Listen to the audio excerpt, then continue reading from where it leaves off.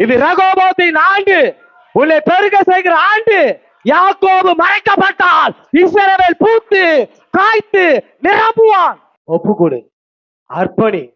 நீ பூத்து காய்த்து உலகத்தையே நிரப்புவ. உலக சாதாரண இல்ல, உன் வீட்டை நிரப்புறது இல்ல, உன் பக்கத்தை நிரப்புறது இல்ல, உலகத்தை நிரப்புகிற அபிஷேகத்தை உன் மேல வச்சிருக்கிறாரு. யாக்கோபு மறைந்தால் பேதுருவே அடித்து புசி போ, ரெடியா இருக்குது போ, அடித்து புசி, நீ சாப்பிடு. எப்போ? யாக்கோபு மறைக்கப்படணும். யாக்கோபின் குணங்கள் உன்னை விட்டு மறைக்கப்படட்டும். கூட இருக்கிற ஏசாவ அவனால நேசிக்க முடியல. ரெண்டு பேரும் இணைஞ்சு ஒரு நாள் பேசுறது கிடையாது. இவன் வனசஞ்சாரி, இவன் கூடாரவாசி. ஐயா நான் சொல்றேன், கண்ட சகோதரத்துல அன்பு இல்லாதவன் காணாத தெய்வத்தில சுபாவ அன்புனா என்ன தெரியுமா? பெற்றோர் ஒரு பிள்ளைய நேசிக்கிறாங்கல்ல, இது சுபாவ அன்பு. ஒரு பிள்ளை ஒரு பெற்றோரை நேசிக்கிறாங்கல்ல, இது சுபாவ அன்பு. மனிதனா பிறந்தா எல்லாருக்கும் இந்த அன்பு வேணும்.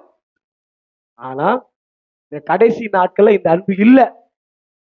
ஒரு சில ஆண் மக்கள்லாம் வீட்டுக்கு போக மாட்டேங்கிறாங்க. 11 மணிக்கு போறாங்க. எல்லாரும் தூங்கிட்டாங்களான்னு பார்த்து வீட்டுக்கு போய் படுத்து எல்லாரும் எழும்புவதற்கு முன்பாக இவர்கள் எழுப்பி எங்க வந்துடுறாங்க? ஏன்? இல்ல இல்ல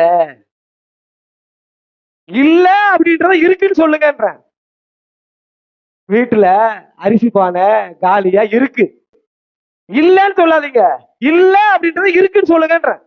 அப்படி சொன்னீங்கன்னா அவங்க கரெக்டான டைமுக்கு வீட்டுக்கு வருவாங்க, கரெக்டான டைமுக்கு சாப்பிடுவாங்க, கரெக்டான டைமுக்கு வேலைக்கு போயிடுவாங்க. அப்ப என்ன இல்லைங்க? வீட்டுக்கு பாவம் கஷ்டப்பட்டு வீட்டுக்குள்ள வரும்போதே இல்ல இல்லன்னா சண்டைக்காரியோடு ஒரு வீட்டுல இருப்பதே பார்க்கலாம். பஸ் ஸ்டாண்டு ஓரத்துல கொஞ்ச நேரம் உட்காந்துட்டு, ஏன்னா இன்னும் தூங்கல. தூங்கினதுக்கு அப்புறம் எங்க போகணும்? வீட்டுக்கு.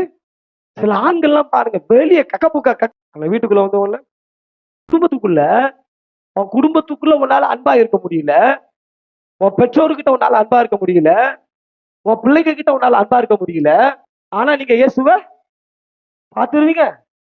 வெளியெல்லாம் நல்லா சிரிப்பான் பையன், வீட்டுக்குள்ள அம்மா கிட்ட வந்த உடனே எங்க இருந்துதான் அந்த கோபம் வருது, இந்த பிஸ்ன்னு வந்து இருக்கும்.